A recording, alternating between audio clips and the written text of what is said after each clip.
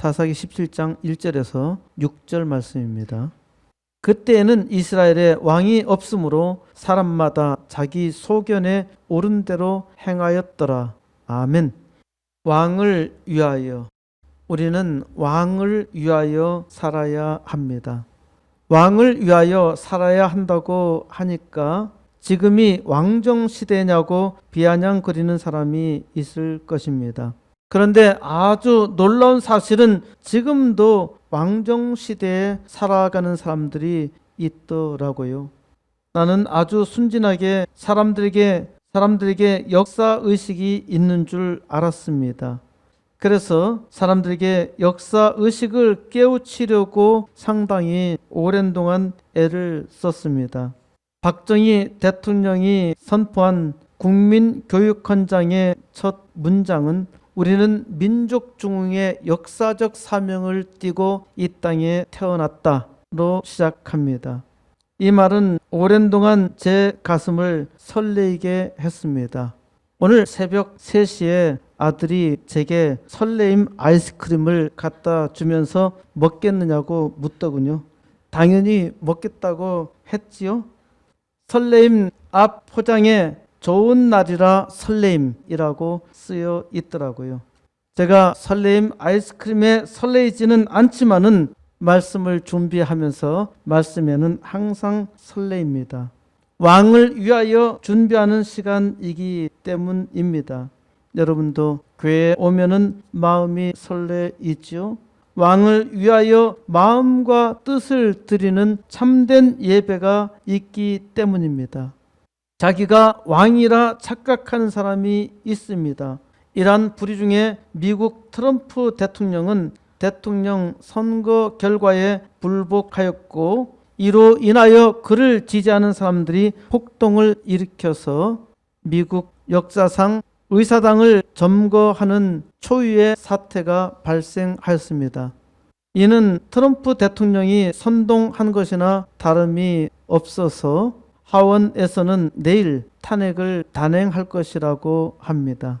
이 나라 전 현직 대통령 3명은 동서 간의 싸움을 붙였고 세대 간의 싸움을 붙였고 빈부 간의 싸움을 붙였고 좌우 간의 싸움을 붙였고 상하 간의 싸움을 붙였고 좌 간의 싸움을 붙였고 5년 내내 싸움만 하다가 끝날 판입니다. 남왕국은 중공 황제의 뜻에 따라 북조선 왕의 지령에 잘 순종하고 있습니다. 어리석은 국민은 왕을 맹종하며 망아지처럼 날뛰고 있습니다.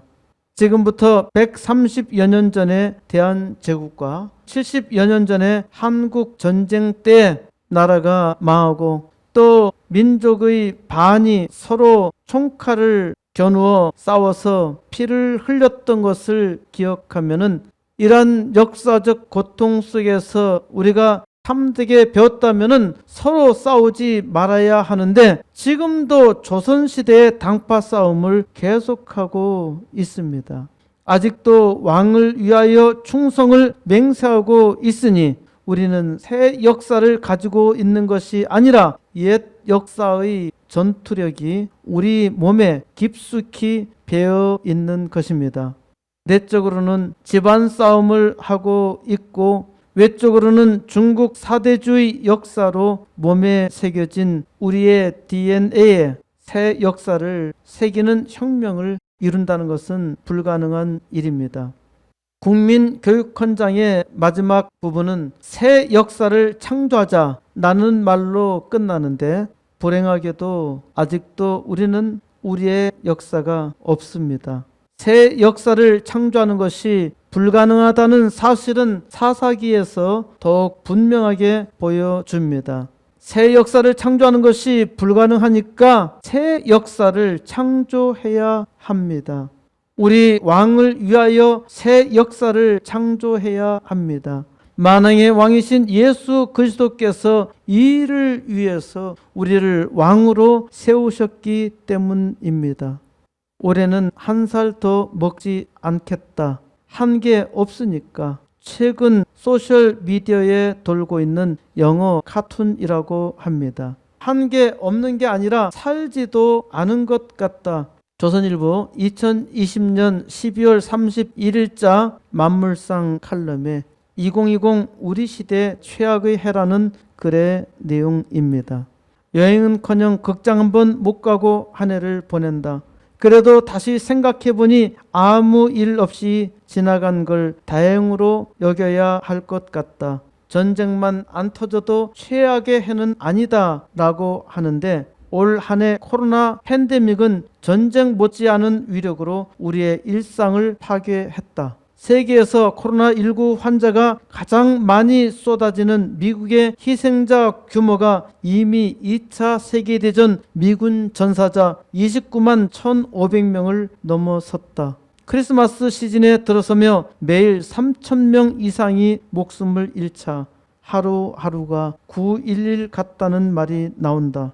코로나는 청년층에게서 삶의 기쁨과 미래에 대한 기대를 앗아갔다. 비대면과 마스크는 청춘 남녀가 만나 인연을 맺을 기회를 안 준다. 올해 3월에서 9월 사이 혼인 건수가 12% 감소했다. 아이도 낳지 않는다. 집값 폭등으로 젊은 층은 영혼까지 끌어모아 대출받고 집을 사야 했다. 전세 대란으로 서민들은 울었고 집 한 채에 살고 있는데 갑자기 세금 올리고 건보료 올려 은퇴자들은 분노했다. 정치가 국민에게 감동을 준 적은 드물지만은 올해는 정말 심했다.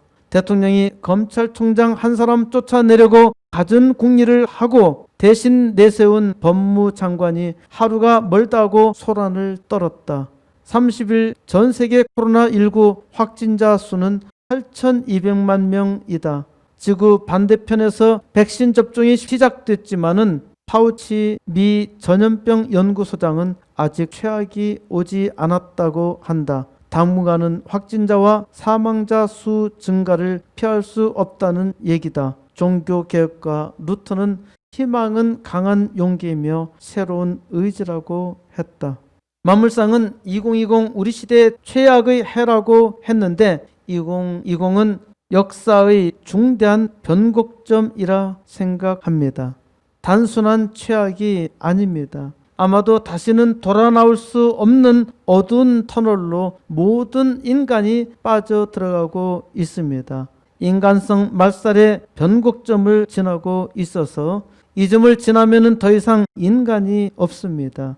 인간이라는 말은 사람 사이라는 뜻이죠. 사람은 사람 사이에 있어야 인간이라는 말입니다. 사람은 사람과 함께 더불어 지내야 인간이라는 말이지요. 우리는 코로나로 많은 것을 잃었는데 잃었다는 것을 그다지 실감하지 못하고 있습니다. 눈을 잃으면 눈이 소중하다는 것을 알지요. 저는 60에 이르러서야 눈 때문에 충격을 받았습니다. 어느 날 갑자기 작은 글씨가 잘 보이지 않는 겁니다. 대부분 사람들은 40대 초반에 노안이 오지만은 저는 50대 중반에 노안을 느꼈고요. 강장큐라를 먹으면서 눈이 다시 좋아졌다가 노안은 막을 수 없어서 지금은 나빠졌다는 것을 실감하고 있습니다. 눈이 나빠지니까 책을 보는 것이 불편해지고 자주 돋보기로 들여다보니까 책을 잘 읽지 않게 되지요. 요즘 아이들은 컴퓨터, 특히 스마트폰 때문에 눈이 상당히 나빠졌습니다. 나빠진 눈 때문에 불평하는 아이들은 별로 없어요. 시납으로 서서히 눈이 나빠지는 것에 대해서는 쉽게 길들여집니다. 코로나로 인간성 말살의 변곡점을 지나가는데 이를 알아채는 사람은 거의 없다는 말입니다. 사람이 모인 곳에는 가지 말라 하지요. 그리고 사람을 만나도 말하지 말라고 합니다. 소위 코로나 방역 수칙이라는 것이죠. 식당에도 가지 말고 회사에도 가지 말고 방에 콕 처박혀 있어야 살 수 있다는 겁니다. 방콕이 가장 안전하다는 것이죠. 젊을수록 확진자가 많다고 합니다. 헬스장에 못 가니 확진자가 되죠. 나가지도 못하게 하지요. 회사에는 오지도 말라고 하지요. 학교에서도 오지 말라고 하지요. 날마다 방콕하며 매일 배달 음식만 먹으니까 살만 확 찐다는 확진자라는 것입니다. 부산에서 세 가족 어머니와 아이 6명이 가족 모임으로 모여서 그로 인해서 8명이 코로나 확진으로 나타나자 처벌 검토 중에 있다고 합니다. 어머니가 어린아이를 데리고 세 가족 6명이 모인 것도 5명 이상의 사적 모임 금지에 해당되므로 과태료 10만 원 처분 대상이 된다는 겁니다. 이것이 법적으로 타당하다고 믿는 사람이 아주 많습니다. 이게 정말 자유국가인가요? 가족끼리 모이는 것이 벌금을 내야 할 죄인가요? 그러다가 코로나에 걸렸다. 잘 생각해 보세요. 병에 걸리고 안 걸리고도요, 사실 개인의 자유입니다. 자기가 코로나 두려우면은 안 가면 되는 거예요. 그런데 가족 모임이 소중해서 갔단 말입니다. 어쩌다가 옮았어. 그래서 8명까지 늘어났어. 그걸 가지고 처벌한대요. 사람들이 뭐가 옳은지 뭐가 그른지 모르고 있단 말입니다. 아시타비, 시, 옳을 시, 남타, 그를 비. 그래서 아시타비, 나는 옳고 너는 그르다라는 말이 2020년도 교수신문이 뽑은 사자성어였습니다. 아시타비, 나는 옳고 너는 그르다 라는 의식이 우리에게 이제 깊숙이 자리 잡고 있습니다. 그러니까 이 시대의 뉴노멀은, 새로운 표준은 혼자서 개와 더불어 살라는 것입니다. 교회발 확진자가 많아서 교회가 코로나로 인해서 더욱 위기에 처해 있습니다. 상주 인터콥 열방센터에서 방문자 중 31%를 검사했는데 그중 154명이 코로나 확진되었고, 이 중에 45명이 교회 등에 활동하면서 351명이 더 나왔다는 것입니다. 인터콥 열방센터는 사실 좀 무리했죠. 극히 조심하고 극히 조심해야 해요. 저는 모이지 말라는 말은 아닙니다. 부산에 있는 세계로 교회가 예배를 강행하겠다고 하니까 꽤 많은 목사들이 비난합니다. 예배를 드리지 못하면 부끄러워해야 하잖아요. 잠잠해야 하죠. 왜 예배를 드리겠다는 교회에 비난하고 있나요? 이게 하나님의 종이 맞아요? 예배를 드리면은 오히려 칭찬해야 할 일인데 비난합니다. 그래서 이러한 목사들 때문에 예배를 드리지 않는 교인들도 덩달아 비난하고 있습니다. 교회가 회개하며 하나님의 은혜를 구해야 하는데 교인들은 이제 쉬는 게 익숙해져 가고 있습니다. 교회가 세상의 빛인데 이제 교회가 실명의 위기에 처해 있습니다. 비대면 예배를 예배라고 말하는 것은 기만하는 짓입니다. 제가 이상규 교수님으로부터 코로나 바이러스와 교회 셧다운이라는 책을 받았습니다. 시커먼 배경에 빨간 것이 암울하게 보이죠? 십자가 문에 자물쇠가 걸려 있어요. 이게 지금 교회의 현실이라고요. 책만 봐도 암울하게 느껴지는데 교회가 지금 셧다운, 교회가 코로나로 인해서 문을 닫았다는 말입니다. 누가 이렇게 만들었나요? 사악한 정치가들이 만들었나요? 아닙니다. 전적으로 교회의 책임입니다. 정치가들이 뭐라 하든지 압력을 가하든지 말든지 교회는 교회로 하나님 앞에 하면 됩니다.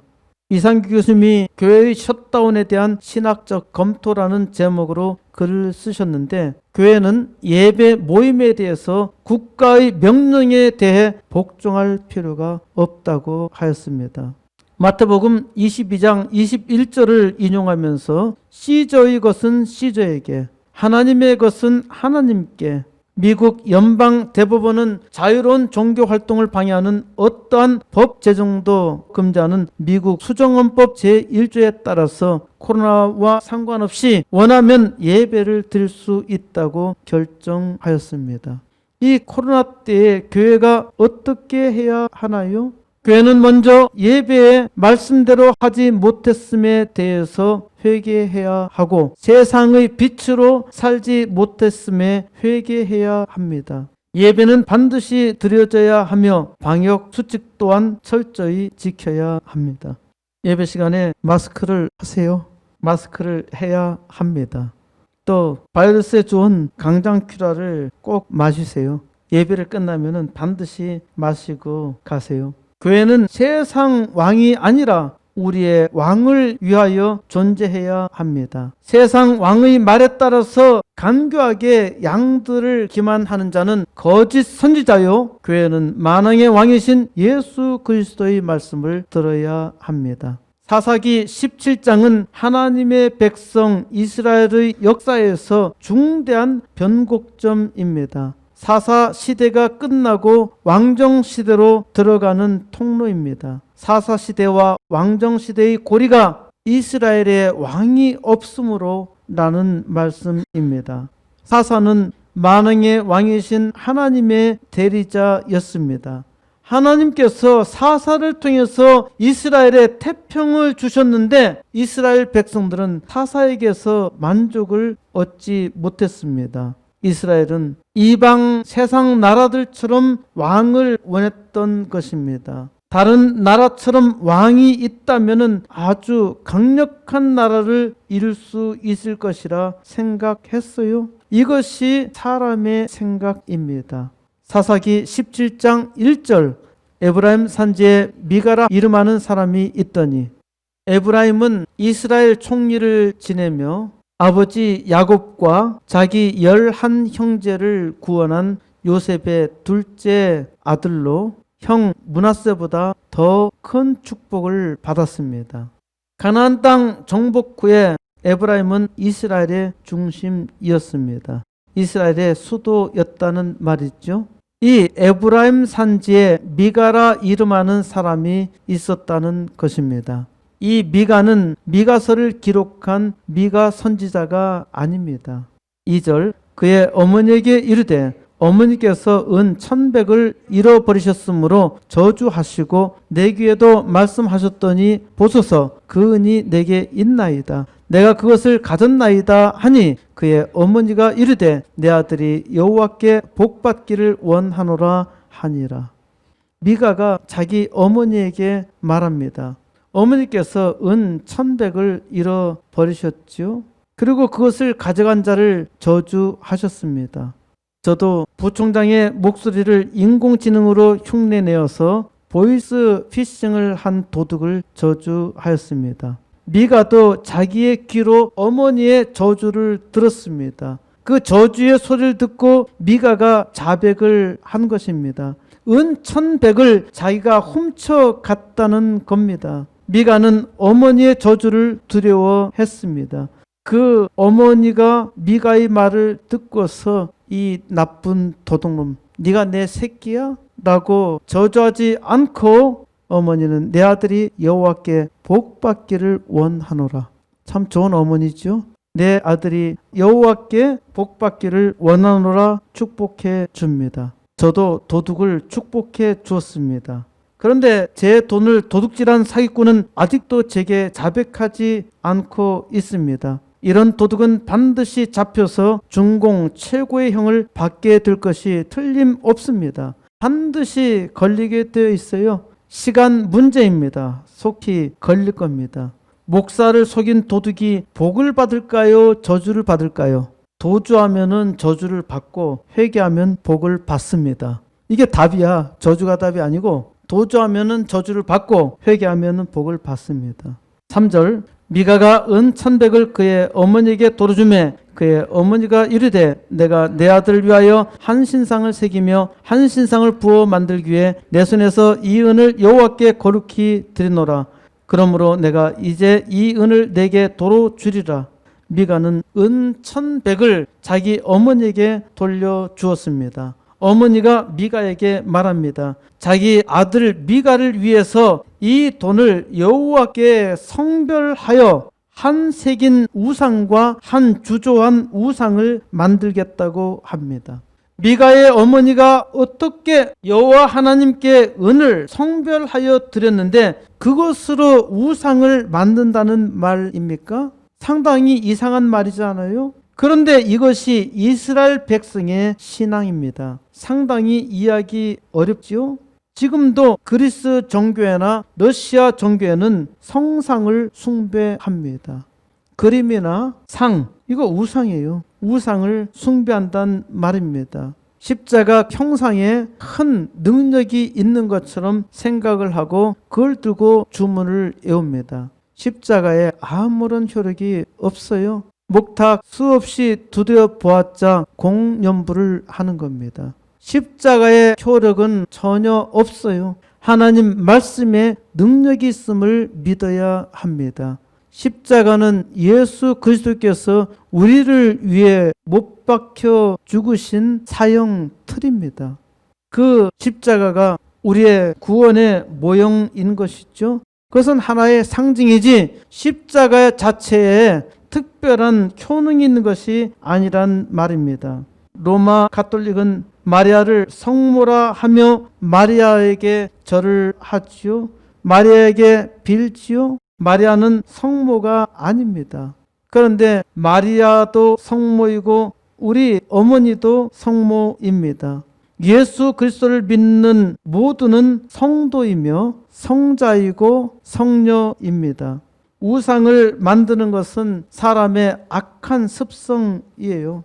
이 사람의 습성을 스스로 버리지 못합니다. 그러니까 미가의 어머니가 자기의 아들을 위해서 우상을 만들었다는 것은 이상한 일이 아닙니다. 하나님께서 깨우쳐 주셔도 전혀 깨닫지 못합니다. 이스라엘 400년 역사 동안에 전혀 깨닫지 못했어요. 사람 바꾸는 것이 얼마나 힘들까 생각해 보세요. 우리도 우리 자신을 바꾸고자 하지만은 바꾸는 것이 쉽지 않아요.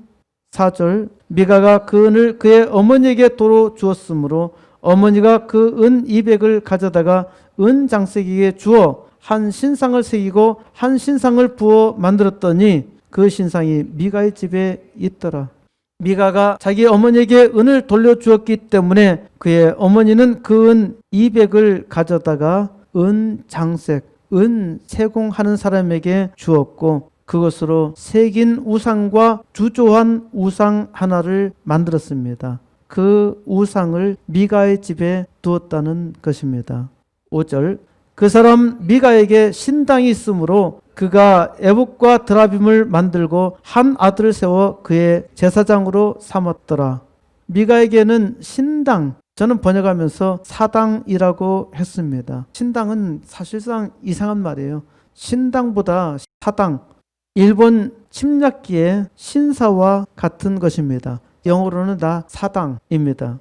당시 이스라엘 백성들은 자기 집에다가 사당을 만들었다는 겁니다. 우리나라 사람들도 사당을 참 많이 만들었잖아요. 동네마다 사당이 다 있고요. 어떤 집에는 집에 사당이 있단 말입니다. 그런 것들이 일본 제국주의 침략기에 우리나라 방방곡곡에 신사, 사당을 만들어 놓고 참배하도록 했습니다. 미가는 제사장에 오신 에봇을 만들고 드라빔도 만들었습니다.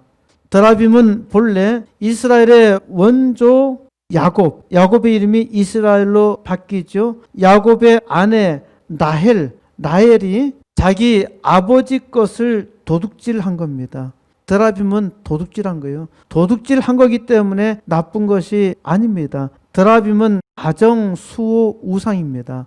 아버지의 우상을 딸이 보고 야 저거 가져가면은 나도 부자가 되겠다 그래서 도둑질한 거예요. 이 도둑질이 이스라엘이 망할 때까지 계속적으로 영향을 미치는 겁니다. 미가는 이제 사당에다가 제사장이 입는 옷 에봇도 준비했고 이제 흔들어서 주문을 외울 수 있는 드라빔도 있고 제사장만 있으면 되잖아요. 그런데 제사장이 없는 거야. 그래서 자기의 한 아들을 세워서 제사장으로 삼은 겁니다. 미가는 제멋대로 천방지축으로 살았죠. 왜 그랬을까요? 6절 그때는 이스라엘에 왕이 없으므로 사람마다 자기 소견에 옳은 대로 행하였더라. 그때는 이스라엘에 왕이 없었기 때문이라 합니다. 왕이 없었기 때문에 사람들마다 자기 소견에, 자기 생각에 옳은 대로 행하였다는 것입니다. 사사도 없었고 왕도 없었기 때문에 백성이 무엇을 하든지 그것을 판단할 사람, 시시비비를 가릴 사람이 아무도 없었습니다. 사사는 판관이지요. 사사는 잘못을 하면은 그 잘못에 대해서 심판하는 사람입니다. 왕은 백성의 주권을 가지고 권력을 행사하며 시시비비에 대한 판단도 했습니다. 지금 판단할 사람도 또 주권을 주도할 사람도 없으니까 백성들이 제멋대로 살았다는 것입니다. 사사기 맨 마지막 절인 21장 25절에서도 이와 똑같은 말로 끝납니다. 그때에는 이스라엘에 왕이 없으므로 사람마다 자기 소견에 옳은 대로 행하였더라. 이 말씀은 성경의 사사기에만 2번 기록되어 있습니다. 사사기 17장에서 21장으로 끝나기까지 사사가 없습니다. 그런데 왕은 있었어요. 왕이 누구입니까? 이스라엘 백성의 왕은 하나님이었습니다. 하나님은 이스라엘 백성뿐만 아니라 온 우주의 유일하신 신이요 만왕의 왕이었습니다. 하지만 이스라엘 백성은 하나님을 왕으로 생각하지 않았고 하나님을 의지하지 않았습니다. 하나님을 믿었다 해도 우상과 같은 수준으로 믿었어요. 자기 민족의 신으로 생각을 했는데 이웃 우상을 숭배하는 민족들의 신이 더 부러웠던 겁니다. 그러니까 그들의 우상을 계속 모셔놓고 섬기는 거예요. 미가의 이야기는 계속됩니다. 유다 집안에 유다 베들레헴에 한 청년이 있었는데 그는 레위인이었고 이 레위인이 살 곳을 찾고자 하여 에브라임 산지 미가의 집에 왔습니다. 미가는 이 레위인에게 어디서 오느냐고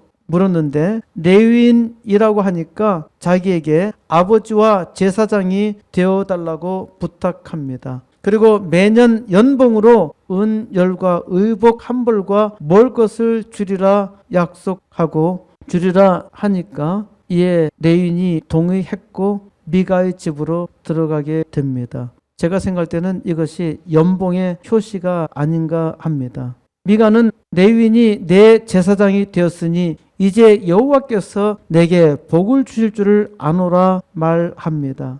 미가가 사당을 세우고 자기 아들을 제사장 삼았다가 레위인이 오니까 그를 제사장으로 앉혔는데 전에는 무자격 제사장을 앉혔잖아요. 그런데 이제 자격자가 제사장이 되었으니까 이제 하나님께서 복을 주시리라 믿었던 것입니다. 과연 그래서 하나님의 복이 미가의 집에 임했을까요? 다음 18장의 시작은 그때 이스라엘의 왕이 없었고 라는 말로 시작하고요. 19장의 시작은 이스라엘의 왕이 없을 그때에 라는 말로 시작합니다. 공통적으로 이스라엘에 왕이 없었기 때문에 일어난 일이라 말합니다. 단 지파의 5 용사가 땅을 정탐하러 다니다가 미가의 집에 와서 레위인을 보자 너 왜 여기 있어? 자초지총 묻습니다. 단지파의 5 용사가 레위인에게 말합니다. 우리를 위하여 하나님께 물어보아서 우리가 가는 길이 형통할는지 우리에게 알게 하라고 합니다.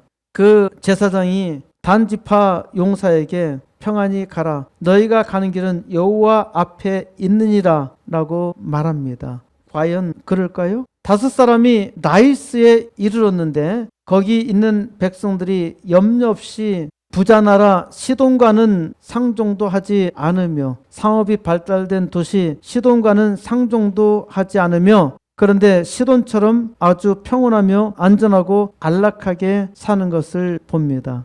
단지파의 5 용사들은 자기 땅으로 돌아가서 쌀이 많이 나는 라이스를 정복하자고 합니다.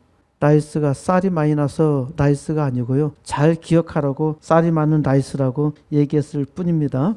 단지파 600명이 무기를 가지고 와서 그중 5 용사가 미가의 집에 들어가 우상과 에봇과 드라빔을 가지고 나오며 레위 제사장에게 너도 같이 가자. 네가 이 한 집을 위해서 일하는 것보다 단지파 전체를 위해서 제사장 되는 것이 훨씬 더 영광스럽지 않느냐라는 말을 듣고 따라갑니다. 미가가 나중에 알고서 그들을 쫓아가서 너 왜 우리 집에서 도둑질했고 제사장은 왜 데려가? 라고 항의하지만은 그들이 위협하자 자기가 힘이 없다는 것을 알고 집으로 돌아갑니다.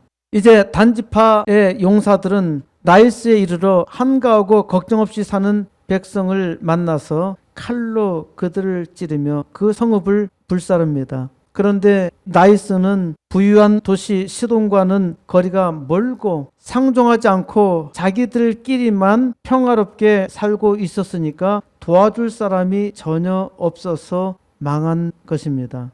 18장 끝은 미가가 만든 우상이 단 지파에 있었다는 것으로 끝납니다. 미가가 한 일이라고는 복을 받은 일은 전혀 없고 우상의 뿌리를 이스라엘에 깊이 박았다는 것입니다. 복을 받을 줄 알고 구했는데 복을 잘못 구한 것이죠.